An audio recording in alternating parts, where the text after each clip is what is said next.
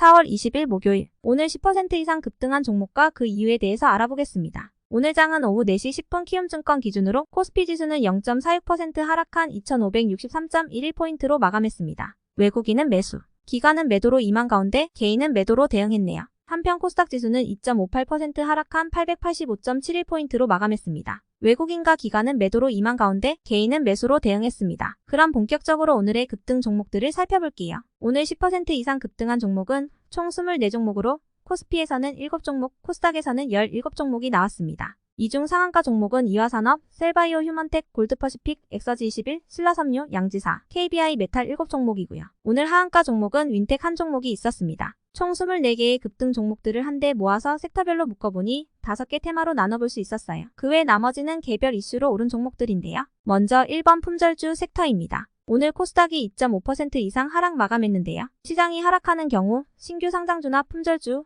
혹은 금이나 비트코인 같은 대체자산 관련주에 수급이 몰리는 경향이 있죠. 품절주란 유통량이 적은 주식을 의미하는데요. 시중에 풀려있는 주식수가 아주 적기 때문에 수급이 조금만 몰리더라도 다른 종목에 비해 변동이 크다는 특징이 있습니다. 품절주 대표 종목인 양지사가 상한가로 마감 후 이어서 신라섬유도 함께 상한가 대열에 올랐네요. 다음은 이번 2차전지 섹터입니다. 어제 미국 증시 마감 후 테슬라가 1분기 실적을 발표했는데요. 최근 테슬라가 가격 인하를 진행하며 매출은 24% 증가했지만 순이익이 24% 감소했다는 소식에 오늘 2차전지주들이 약세를 보였습니다. 하지만 그 중에서 일부 종목은 오늘도 강세를 이어갔는데요. 비젠스는 자회사인 베스트에너지가 2차전지 소재 사업을 한다는 부분이 연일 부각된 모습이었고요. 이수화학은 미국 과학기술 엔지니어링 회사인 KBR과 전고체 배터리 소재인 황아리튬의 상업공정 공동개발 계약을 체결했다고 밝혀 강세였습니다. 또한 이수화학은 윤 대통령의 미국 국빈 방문을 앞두고 122명의 경제사절단 기업에 포함됐다는 소식도 긍정적으로 작용했네요. 다음은 3번 방위산업 섹터입니다. 어제 윤 대통령은 외신 인터뷰를 통해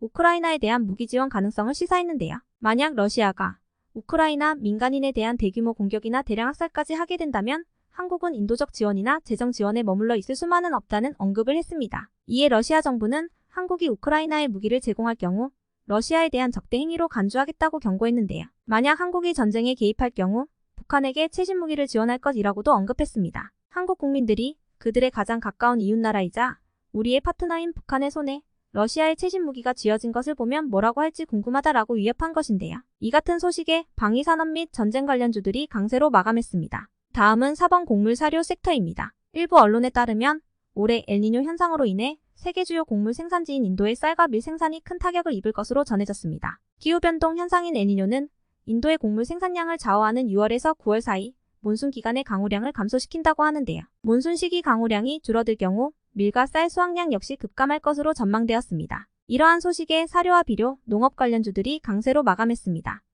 다음은 5번 방미 경제사 절단 섹터입니다. 다음 주로 예정된 윤 대통령의 북빈 방미에 역대 최대 규모인 122명의 경제사설단이 동행한다고 합니다. 이번 국빈 방미의 경제 테마는 첨단 기술 동맹의 강화라고 하는데요. 이러한 발표와 함께 경제사절단에 포함된 기업들과 관련주 일부가 부각되었습니다. 그 외 나머지는 개별 이슈로 오른 종목들인데요. 먼저 셀바이오 휴먼텍이 스펙 합병 상장 첫날 상한가로 마감했습니다. 셀바이오 휴먼텍은 마스크팩 시트 소재 전문 기업으로 메디힐과 JM 솔루션 등의 제품을 공급하고 있습니다. 국내 마스크팩 시트 시장에서는 독보적인 점유율을 차지하고 있다고 하네요. 다음으로 이화산업이 오늘까지 3일 연속 상한가로 마감했는데요. 이런 급등세에도 회사 측은 특별한 호재가 없다고 전했습니다. 증권사들도 뭐라 설명하지 못하고 있는데요. 일각에서는 최근 EID의 지분 추가 취득 소식으로 3연상을 갔던 이화전기처럼 기업 이름에 이화라는 단어가 들어갔기 때문에 매수세가 몰린 것이 아닐까 추측하고 있습니다. 다만 제가 알기로는 이름만 비슷할 뿐 계열사는 아니라고 아는데요. 혹시나 여기에 대해 아는 분이 계시다면 댓글 달아주시면 감사하겠습니다. 다음으로 골드퍼시픽은 상장 폐지를 모면하고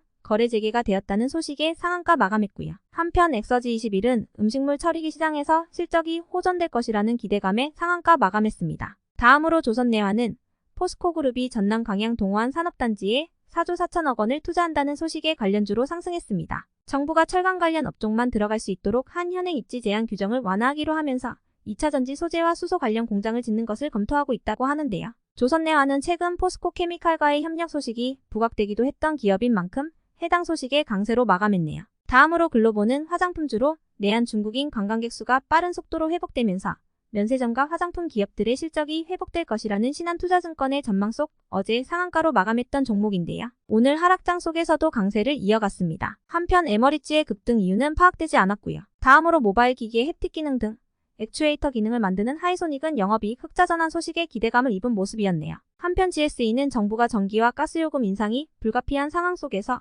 국민이 납득할 만한 조정안을 마련하겠다는 발언에 가스 관련주로 상승했습니다. 끝으로 오늘은 하한가를 간 종목도 한개가 있었는데요. 윈텍의 오늘 하한가 이유는 아직까지 알려지지 않았으며 장마감 후 특정 계좌에서 순매도한 수량이 상장 주식수 대비 3% 이상이라는 공시가 나왔습니다. 114만 주 정도를 누군가 한 사람이 매도했다는 건데요. 일단 오늘 해당 물량이 나간 증권사는 DB금융투자입니다. 평소에는 잘 보이지 않는 거래원들이 상위에 있어서 눈에 띄었네요. 여기까지 오늘 10% 이상 급등한 종목들을 알아보았습니다. 내일도 성투하세요.